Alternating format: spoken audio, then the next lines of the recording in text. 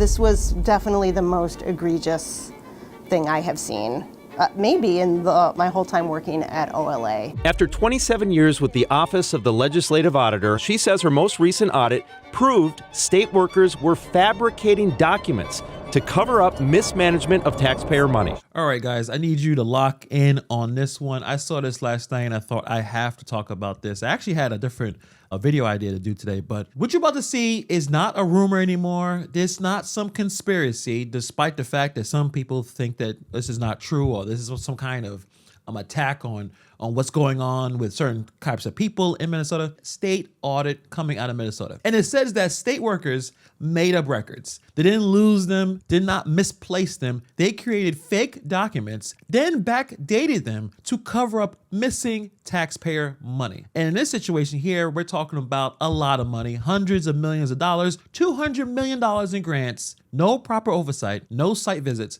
And when the auditors ask for proof, the paperwork magically appears after the fact. So we're gonna check out this news report. It is outrageous. This is systematic corruption, the fault of the governor, Tim Walz.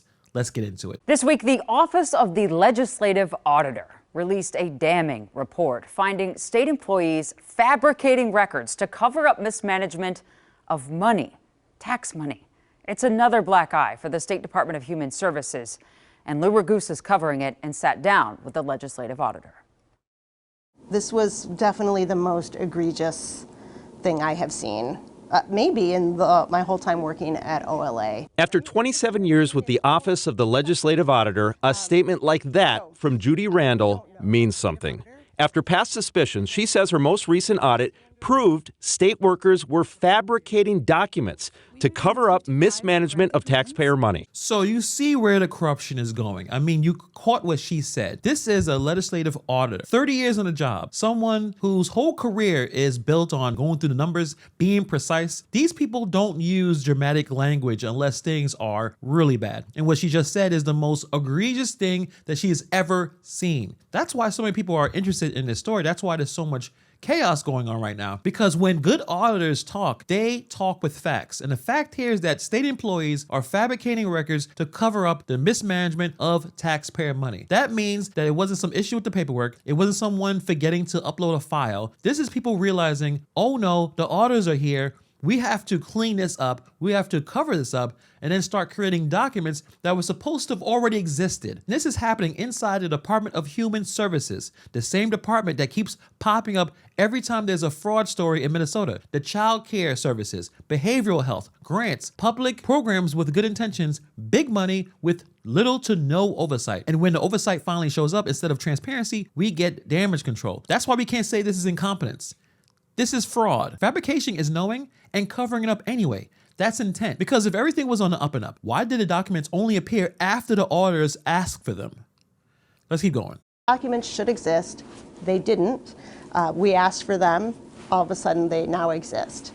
And in at least one case, it was created wholesale and backdated by 2 years to give the impression that it had always been there and been done on time. The OLA audited the Behavioral Health Administration within the Department of Human Services, which issues grants, nearly $200 million of taxpayer money each year, to addiction and mental health service providers. But the audit found BHA was not making sure those providers were doing the work. BHA didn't conduct the site visits. Our auditors went and conducted the site visits that BHA should have done. And we identified serious concerns that services weren't being provided. One of the grants examined by OLA was $1.6 million issued to the Wellness Collaborative through Zion Baptist Church in North Minneapolis. According to the OLA report, BHA didn't have documentation to give auditors to show that the services were rendered. What's more, the audit says the grant manager directly profited by leaving BHA and months later providing consulting services to the Wellness Collaborative for the grant she managed, which Randall says is not illegal. But I think it raises a bunch of ethical questions at the very least. I think some people need to be fired. Clearly, people are not telling the truth. There's money being passed around, and they need to investigate this entire department. Let's say it one more time for the people in the back. The auditors asked for documents that they're already supposed to exist. They were told nothing. There was no records, no proof, no oversight. And then magically the documents show up after the auditors asked for them. And not just show up, she said they were created from scratch and backdated by 2 years. That's not cleaning up the files or fixing a mistake or forgetting a paper trail. Think about what has to happen for this to occur. Someone had to know the rule. Someone had to know that the date mattered. Someone had to decide, let's make this look like we actually did our job. That's multiple decisions. That's intent. That's why this situation is so messed up. A decent government runs on trust and documentation. If the paperwork is fake, there is no real system here. Audits become useless. Oversight just becomes theater at this point. And notice that she did not say allegedly. She didn't say it appeared. She said this happened. This don't seem like it's incompetence. This seems like a cover-up. Representatives at Zion strongly dispute what BHA and DHS told the auditors. They tell KARE 11 DHS sought them out for the grant. They provided services which DHS workers witnessed. They gave DHS documentation, and they say now they believe they're being scapegoated. The former grant manager told KARE 11 any wrongdoing falls squarely on DHS. Conduct a monitoring visit to make sure the services are actually being provided. These aren't rocket science types of things. Randall says the audit found fewer than 1 in 5 DHS workers they surveyed felt adequately trained to scrutinize how the grant money is spent. And perhaps most frustrating, this was the second audit of the Behavioral Health Administration, and many of the problems found were repeat problems. So you see that everyone's trying to pass the buck, saying that we weren't properly trained.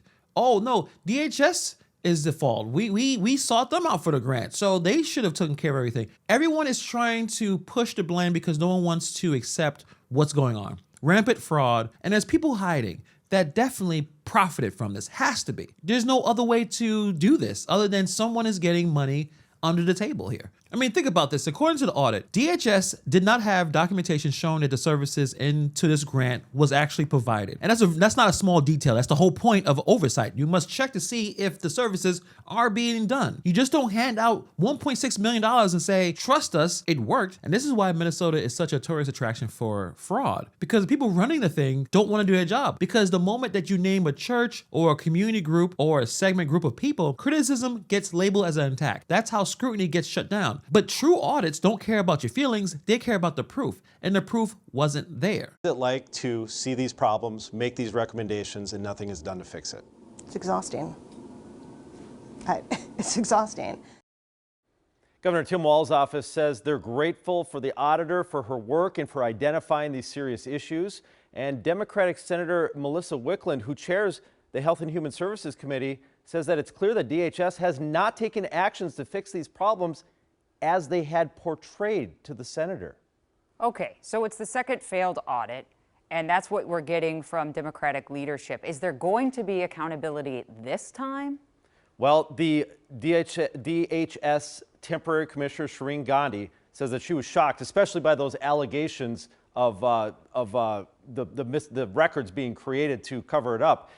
She says that they are in the process of, since the audit was performed, fixing some of the things that still hadn't been fixed. I think there's going to be a lot of questions from legislators for oversight to make sure that it actually happens this time around. You can tell from the Tim Walz administration they're not taking this seriously because it seems like perhaps, allegedly, they're in on this. This doesn't make any sense. I mean, the grant manager that oversaw this money left DHS and then months later worked as a consultant for the same group tied to the grant. They don't want to say that's illegal, but legal doesn't mean ethical. That's the revolving door.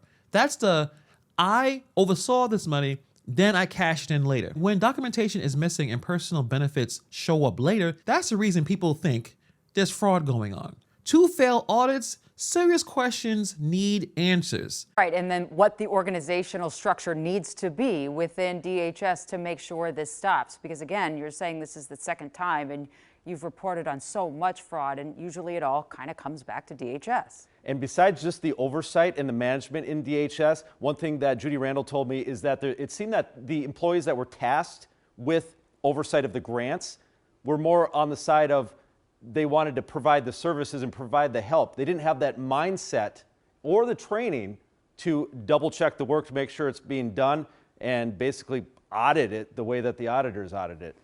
That's ridiculous. There is so much rampant fraud and corruption in Minnesota. It's no longer a surprise anymore. It's par for the course. This was not a political hit job. That's why you could tell the Walz administration couldn't really say too much. This is an official audit saying that state workers are lying, failing to oversee hundreds of millions of dollars, and only acted once the real auditors showed up. Now they can pretend that they didn't get the training. No, this is nonsense.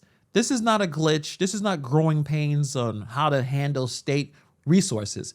This is a failed, corrupt system. This is a system that only works for them when no one is watching. This was the second audit of the same department. Many of the problems were already identified before and nothing really changed. That tells you something, because if this was just incompetence, training would fix it. If this was just understaffing, resources would fix it. But if the problems keep repeating and paperwork is being fabricated and oversight magically only appears after the fact, it's not an accident. This is how it's done. This is institutional. The money that was meant for mental health and addiction services went to other people. Real people were supposed to benefit. But if those services weren't happening, then the public got lied to multiple times, at least twice that we know.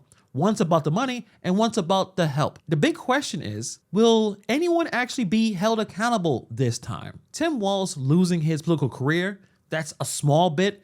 But what is going on with all those employees? Why do they still have their jobs? That's the question I would like to ask. But let me know what you guys think about this story in the comments below. Thank you for taking time to watch this video, and I'll see you guys in the next video.